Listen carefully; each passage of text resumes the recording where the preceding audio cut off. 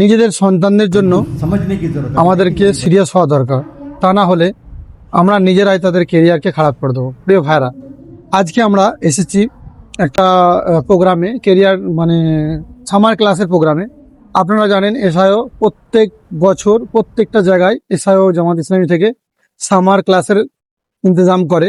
আমরা কেশবপুরে আমাদের গ্রামেও করেছি এবং রায়পুরে হলো। আলহামদুলিল্লাহ 10 দিনের সামার ক্লাস ছিল, খুব সুন্দরভাবে হলো। প্রত্যেক দিন বাচ্চাদেরকে মানে নতুন আপডেট এর সাথে তাদেরকে পড়াশোনা করানোর সাথে সাথে ইসলামিক ছোট ছোট ভিডিও দেখানো, কার্টুন দেখানো। আমাদের এখানে প্রজেক্টরের মাধ্যমে তাদেরকে ইসলাম সম্পর্কে সুন্দরভাবে ইসলামকে উপস্থাপনা করা হয়েছে। একটা বাচ্চার সামনে যদি আমরা কোনো কথা রাখি কেমন ভাবে উপস্থাপনা করি, খুব সুন্দরভাবে।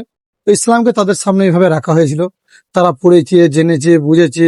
তাদেরকে নতুন নতুন দোয়া শিখিয়েছি। তাদের মানে খুব সুন্দর প্রোগ্রাম হলো।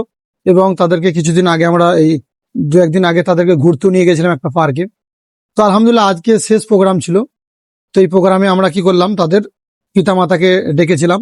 তো তাদেরকে এই কথাটাই বললাম, আপনি যদি আপনার সন্তানের উজ্জ্বল ভবিষ্যৎ চান, আপনি যদি চান আপনার সন্তান ইসলামী ধাঁচে গড়ে ওঠে, তার জন্য খালি দোয়া করলেই হবে না বা হঠাৎ করে একবার সামার ক্লাসে পাঠালেই হবে না। আমরা চাই একটা প্ল্যানিং করুন। একটা হচ্ছে লং টাইম প্ল্যানিং, একটা হচ্ছে শর্ট টাইম প্ল্যানিং। তো আপনি লং টাইম প্ল্যানিং করুন। আপনি আপনার সন্তানকে কোথায় দেখতে চান, তাহলে সেই হিসেবে যদি দেখতে চান যে দিনী মহলে গড়ে উঠুক, তার জন্য সেই হিসেবে সন্তানকে পরিচর্যা করুন। হ্যাঁ, এখন থেকেই করতে হবে। একটা ছোট্ট চারা গাছ, তার যত্ন কিন্তু ছোটবেলাতেই নিতে হবে। সে যখন ছোট যত্ন নিয়ে একটু যখন বড় হয়ে যাবে, তাকে আর যত্ন নিতে হবে না। ঠিক সেরকম আপনার সন্তানকে যদি ছোটবেলা থেকে ইসলামী মূল্যবোধ, ইসলামী শিক্ষা এবং তাদেরকে আখিরাতমুখী গড়ে তোলেন, তাহলে ইনশাল্লাহ তারা খুব সুন্দরভাবে গড়ে উঠবে।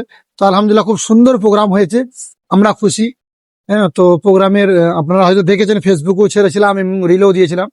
তো বারবার প্রত্যেক বছর হয়। আপনাদের কাছে আমাদের বিনীত মানে অনুরোধ এটা যে আপনারা আপনার সন্তানদের ভবিষ্যৎকে খারাপ করবেন না। হ্যাঁ, আর আপনারা ভিডিওটা শেয়ার করবেন, মানুষের মধ্যে পৌঁছে দেবেন। আর আল্লাহ আমাদেরকে বোঝার তৌফিক দান।